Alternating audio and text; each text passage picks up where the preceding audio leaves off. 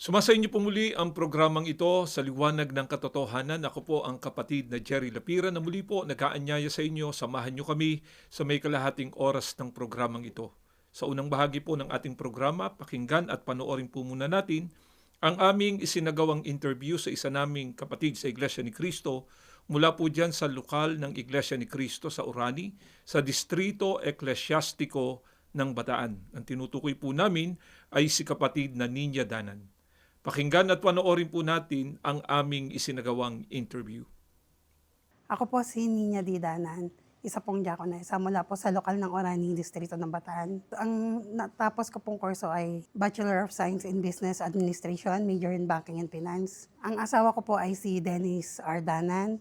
Binayaan po kami ng dalawang anak, si kapatid na Sabrina Maxine Danan at Samdray Maxine D. Danan. Ako po ay dating isang Katoliko na lagi rin po akong nasa simbahan, umaattend po ng nagsisimba, ganyan po. Tapos po, yung mga event din po nila, gatherings, yung prosesyon, lahat po yun na-attendan ko po. Ginagawa ko po yun kasi parang yun po yung dahilan para makapasok ako sa langit. Nabago po yun nung nakilala ko po yung Iglesia ni Cristo. Doon ko po nalaman na makakapasok po yung isang tao sa kaharian ng langit, hindi lamang po sa nagre-relihiyon, kundi po yung ginanap yung kalooban ng Diyos. Yung isa pong kalooban ng Diyos ay yung pumasok po sa loob ng Iglesia ni Cristo. Yung pagpasok ko po sa loob ng Iglesia ni Cristo, hindi po siya ganun kadali. Marami rin po naging hadlang. Unang-una po yung mga magulang ko, kamag-anak. Hindi po nila ako napigil.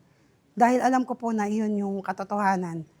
Ako po ay nabautismuhan noong April 27, 2002 sa Balanga City po, Distrito ng Bataan.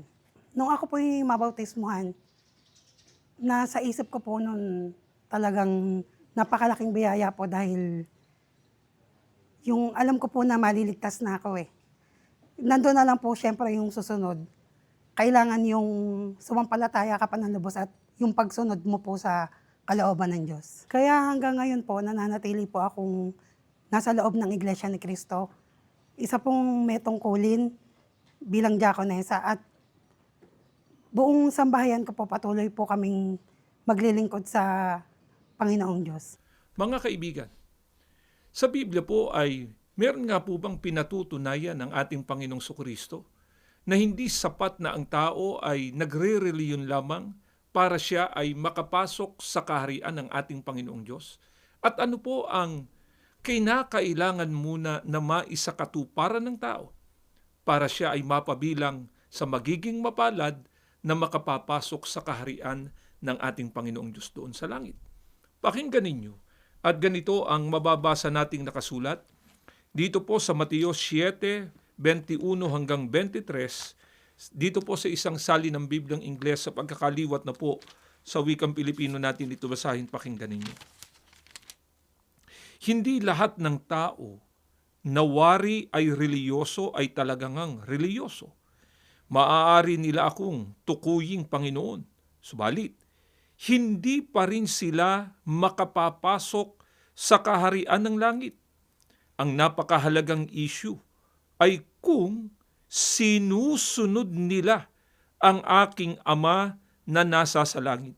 Sa araw ng paghukom ay marami ang magsasabi sa akin, Panginoon, Panginoon, nanghula po kami sa iyong pangalan at nagpalayas po ng mga demonyo sa iyong pangalan at gumawa po ng maraming himala sa iyong pangalan.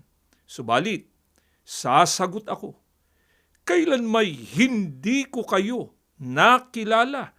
Lumayas kayo. Ang mga bagay na ginawa ninyo ay hindi otorisado. Sa pahayag pong ito ng ating Panginoong Hesukristo ay niliwanag niya na hindi komo ang isang tao ay nagre-reliyon, talagang siya ay isang taong reliyoso na at makapapasok na siya sa kaharian ng ating Panginoong Diyos. Ang katunayan, ang sabi ng ating Panginoong Sukristo, maaari anya nila akong tukuying Panginoon, subalit hindi pa rin anya sila makapapasok sa kaharian ng langit.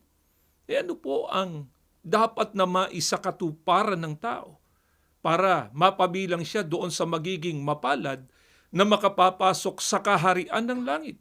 Ayon na rin po sa ating Panginoong Sukristo, ang napakahalagang isyuan niya ay kung sinusunod nila ang aking Ama na nasa sa langit.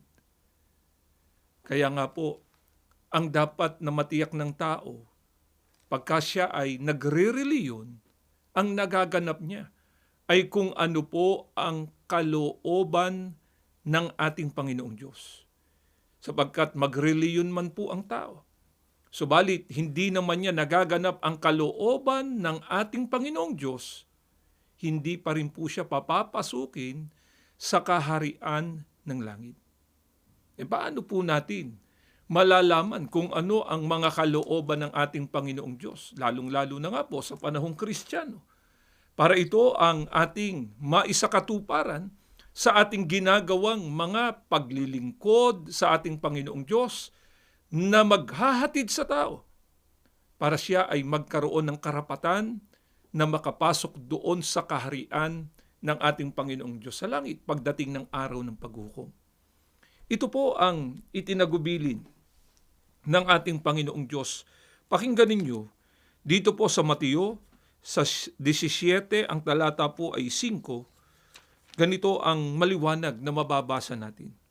Samantalang nagsasalita pa siya, narito, ang isang maningning na alapaap ay lumilim sa kanila. At narito, ang isang tinig na mula sa alapaap na nagsasabi, ito ang sinisinta kong anak na siya kong kinalulugdan, siya ang inyong pakinggan. Sa panahong Kristiyano po, paano natin malalaman kung ano ang mga kalooban ng ating Panginoong Diyos? Ang tagubilin ng ating Panginoong Diyos, ito anyang sinisinta kong anak, walang iba kundi ang ating Panginoong Sukristo, na siya ko anyang kinalulugdan, siya, ang ating Panginoong Sukristo, ang inyong pakinggan. Kaya, kapag ka pinakinggan at sinunod ng tao ang ating Panginoong Hesukristo, etiyak, ang kanyang nagaganap ay kung ano ang kalooban ng ating Panginoong Diyos. Kaya nga, nang magturo po ang ating Panginoong Sukristo kung papaano maisasagawa ng tao ang marapat na pagsamba at paglilingkod sa ating Panginoong Diyos, ano po ba ang itinuro ng ating Panginoong Hesukristo? Pakinggan ninyo, pahayag ito ng ating Panginoong Sukristo na nakasulat dito po sa Mateo 6:9 hanggang 10, ay ganito ang maliwanag na pagtuturo sa atin.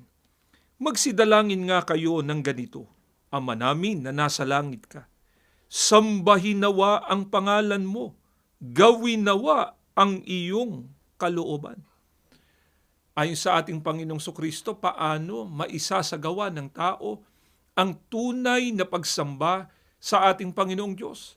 Ang sabi po ng ating Panginoong Sukristo, Ama namin na nasa langit ka, sambahin nawa ang pangalan mo, gawin nawa ang iyong kalooban. Mga kaibigan, hindi po ba ito naman talaga ang tama? Yung maglilingkod, siya ang dapat na sumunod sa kung ano po ang ipinagagawa ng kanyang paglilingkuran. Kahit po sa karaniwang buhay, yung maglilingkod o yung magtatrabaho sa isang pagawaan, hindi siya ang dapat na masunod, kundi kung sino yung kanyang pagtatrabahuhan o paglilingkuran. Di lalong-lalo na po sa pagsambat paglilingkod sa ating Panginoong Diyos. Hindi po ba dapat ang Diyos ang masunod kung ano po ang kanyang kalooban? Mga mahal po naming mga taga-subaybay, alam po namin na ito ay inaantabayanan nyo na rin at talagang gusto nyo ding malaman kung ano yung kalooban ng ating Panginoong Diyos na ito ang dapat nating maisakatuparang lahat. Batay po sa pagtuturo ng banal na kasulatan, ano nga po ba ang kalooban ng ating Panginoong Diyos na dapat na malaman at maisakatuparan ng mga taong magsasagawa ng pagsamba at paglilingkod sa ating Panginoong Diyos para ito ay tanggapin ng ating Panginoong Diyos at maghatid sa Kanya sa katiyakan sa pagtatamo ng kaligtasan. Makapasok siya doon sa kaharian ng ating Panginoong Diyos. Pakinggan niyo, at ganito ang pagtuturo sa atin ni Apostol Pablo dito sa Efeso, sa 1:9 hanggang 10, ay ganito ang maliwanag na nakasulat. Pakinggan po ninyo. At ipinakilala niya sa atin ang hiwaga ng kanyang kalooban upang tipunin ang lahat ng bagay sa langit at sa lupa at ipailalim sa isang pangulo na walang iba kundi si Kristo. Sana napansin po ninyo, mga mahal po naming mga taga-subaybay. Dito sa talatang binasa namin sa inyo ay ipinakilala, itinuro ni Apostol Pablo kung ano ang kalooban ng ating Panginoong Diyos. Ang sabi po ni Apostol Pablo, dapat anyang tipunin ang lahat at ipailalim sa isang pangulo na walang iba kundi ang ating Panginoong Hesukristo. Mga kaibigan, ito po ang dapat nating itanong sa ating mga sarili. Natupad na po ba natin kung ano ang kaloobang ito ng ating Panginoong Diyos? Kung hindi pa, tiyak po, yung mga pagsamba, yung mga paglilingkod na ginagawa natin, pagre-reliyon, hindi pa po ito tinatanggap ng ating Panginoong Diyos at hindi po ito ang magiging dahilan ng pagpasok natin sa kaharian ng ating Panginoong Diyos pagdating po ng araw ng paghuhukom, o hindi din natin ito ikaliligtas. Ang kailangan po nating matiyak, maganap natin kung ano ang kalooban ng Diyos. Bakit nga po ba kailangan pa na matipon muna ang lahat ng tao sa ating Panginoong Hesukristo? Pakinggan ninyo, at ganito ang mababasa nating patuloy na pagtuturo ni Apostol Pablo dito pa rin po sa Efeso, sa 1, sa talatang 7 naman. Pakinggan ninyo. Na sa Kanya'y meron tayo ng ating katubusan sa pamamagitan ng Kanyang dugo, nakapatawaran ng ating mga kasalanan ayon sa mga kayamanan ng Kanyang biyaya. Bakit po kailangan pang matipon ang tao sa ating Panginoong Sukristo? Para yung Kanyang pagsamba at paglilingkod na ginagawa, tanggapin ng ating Panginoong Diyos at maghatid dito sa Kanya sa pagtatamo ng kaligtasan at ng karapatan para makapasok doon sa kaharian ng ating Panginoong Diyos. Sapagkat ayon na rin po sa pagtuturo ni Apostol Pablo, na kay Kristo anya ang ating katubusan na kapatawaran ng ating mga kasalanan. Bakit po ba kailangan pang matupad ito? Na tayo ay matubos at mapatawad sa ating mga nagawang kasalanan. Alamin natin ito. Ano po ba ang nagawa ng tao na ito ang dahilan kung bakit kailangan muna niyang matubos ng mahalagang dugo ng ating Panginoong Sukristo? Mapatawad siya sa kanyang mga nagawang mga kasalanan. Pakinggan niyo. At ganito po ang mababasa nating nakasulat. Dito po sa Isaias 59, ang talata po ay 1 hanggang 2. Dito po sa isang salin ng Bibliang Ingles, sa pagkakaliwat na po ito sa wikang Pilipino natin basahin, pakinggan nyo. Makinig kayo ngayon. Ang Panginoon ay hindi napakahina upang iligtas kayo at hindi siya nabibingi. Naririnig niya kayo kapag kayo'y tumatawag. Ngunit, ang problema ay pinutol ng inyong mga kasalanan ang inyong kaugnayan sa Diyos. Dahil sa kasalanan, itinalikod niya ang kanyang mukha sa inyo at hindi nakikinig. Mga mahal po naming mga taga-subaybay, ano-ano po ang mahahalagang bagay na dapat nating mapansin dito sa talatang binasa namin sa inyo? Una po, dahil sa kasalanan, ang sabi, nalagot o naputol ang kaugnayan o relasyon ng tao sa ating Panginoong Diyos. Paano po kung ang tao ay manalangin sa ating Panginoong Diyos. Ang sabi rin po sa talata, dahil sa kasalanan, itinalikod niya ng ating Panginoong Diyos ang kanyang mukha sa inyo at hindi nakikinig. Kaya napakalaki pong pinsala ang ibinunga sa tao dahil sa nagawang kasalanan ng tao. Alam naman po natin, lahat ng tao ay nagkasala maliban po sa ating Panginoong Hesukristo. Kaya ang lahat ng tao nahiwalay sa ating Panginoong Diyos. Manalangin man ng tao sa ating Panginoong Diyos, ayaw na po niyang makinig sa gagawing pagtawag ng tao. Tangi po dito, ano pa ang naging pagtuturing ng ating Panginoong Diyos sa mga taong nakagawa po ng kasalanan. Pakinggan ninyo, at ganito ang patuloy na mababasa natin dito po sa Kolosas sa 1, ang talata po ay 21. Pakinggan ninyo, pagtuturo naman po ito ni Apostol Pablo. At kayo, nang nakaraang panahon ay nangahihiwalay at mga kaaway sa inyong pag-iisip, sa inyong mga gawang masasama. Ang lahat po ng taong nagkasala, itinuring ng ating Panginoong Diyos na kanyang kaaway. Maaari pong nakikilala ng tao na siya'y nagkasala. Pero hindi po alam ng marami kung ano po ang napakasamang ibinunga ng kasalanang nagawa ng tao sa harapan ng ating Panginoong Diyos. Nahiwalay ang tao sa ating Panginoong Diyos. Itinuring na kaaway ng ating Panginoong Diyos ang tao. Saan po ba inilalaan ng ating Panginoong Diyos ang mga taong ang pagtuturing niya kanyang mga kaaway? Pakinggan ninyo, dito po sa Hebreo 10, ang talatay 27. Kundi isang kakilakilabot na paghihintay sa paghuhukom at isang kabangisan ng apoy na lalamon sa mga kaaway. Sana napansin ninyo kung gaano kalaking pinsala ang ibinunga ng kasalanang nagawa ng tao sa harapan ng ating Panginoong Diyos. Dahil sa itinuring ng kaaway, ang sabi sa talata, nakataan na sila doon sa araw ng paghuhukom, isang kabanggisan anya ng apoy ang lalamon sa mga kaaway ng ating Panginoong Diyos. Kaya mga mahal po naming mga taga-subaybay, dahil sa lahat po ng tao ay nagkasala, lahat tayo, maliban nga sa ating Panginoong Sukristo, problema po nating lahat ito. Kinakailangan na tayo ay matubos o mapatawad sa ating pong nagawang mga pagkakasala.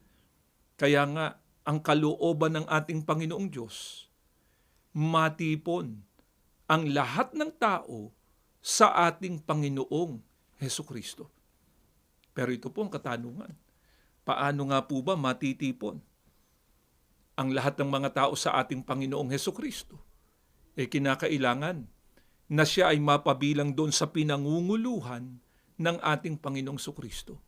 Alin nga po ba ang pinatutunayan ng Biblia na pinangunguluhan ng ating Panginoong Hesukristo? Dito po sa Efeso, sa 5:23, itutuloy pa natin sa talatang 25, pakinggan ninyo ito. Sapagkat ang lalaki ang ulo ng kanyang asawa, tulad ni Kristo na siyang ulo ng iglesia na kanyang katawan at siyang tagapagligtas nito. Mga lalaki, ibigin ninyo ang inyong asawa, gaya ng pag-ibig ni Kristo sa iglesia, inihandog niya ang kanyang buhay para rito.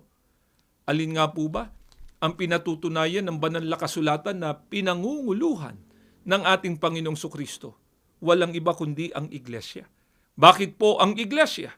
Sapagkat ang iglesia ang katawan ng ating Panginoong Sukristo. Marami po ba ito? Tiniyak na po sa atin na kung papaanong iisa si Kristo na pang-ulo, tiyak din po, iisa rin ang iglesia na kanyang pinangunguluhan.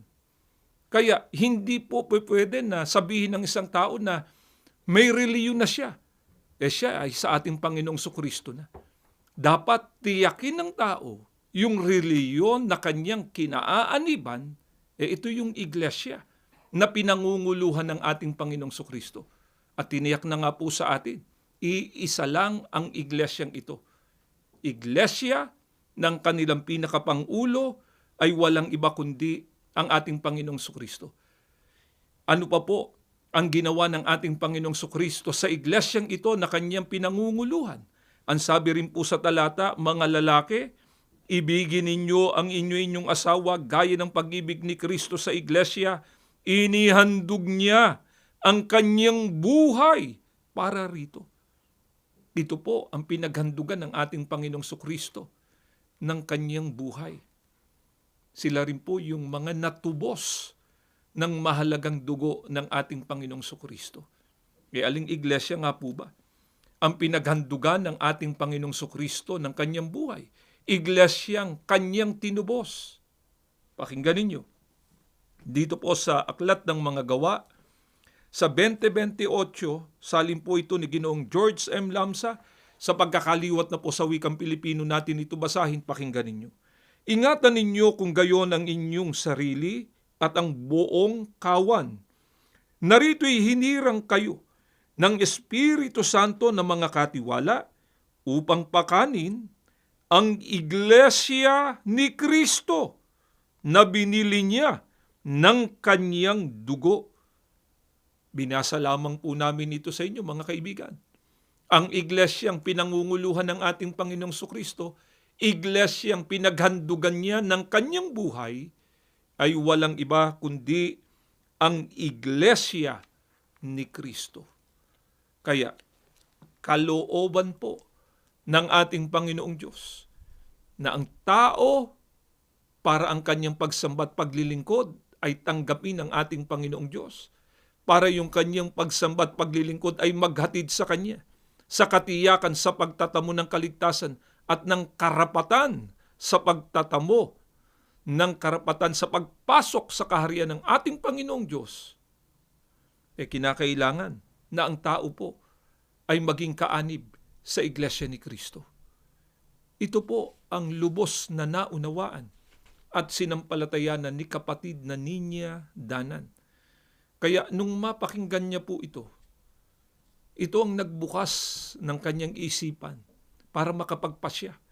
Lalo pang suriin gaano ba kahalaga ang Iglesia ni Kristo sa kanyang buhay. Kaya siya ay nagpatala bilang isang dinudoktrinahan at nung maunawaan niya ang lahat ng mga pangunahing aral ng Iglesia ni Kristo, lalong nagliwanag sa kanya ang katotohanan na talagang kailangan niya na umanib sa Iglesia ni Kristo para ang kanyang pagsamba't paglilingkod hindi lamang tatanggapin ng ating Panginoong Diyos, kundi itong maghahatid sa Kanya sa katiyakan, sa pagtatamo ng kaligtasan at ng karapatan para makapasok sa kaharian ng ating Panginoong Diyos doon po sa langit. Ito rin po ang dahilan, mga kaibigan, kung bakit wala pong sawa na itinataguyod ng Iglesia ni Kristo ang ganitong mga pangangaral para maituro, maipaliwanag, maibahagi sa lahat ng mga tao.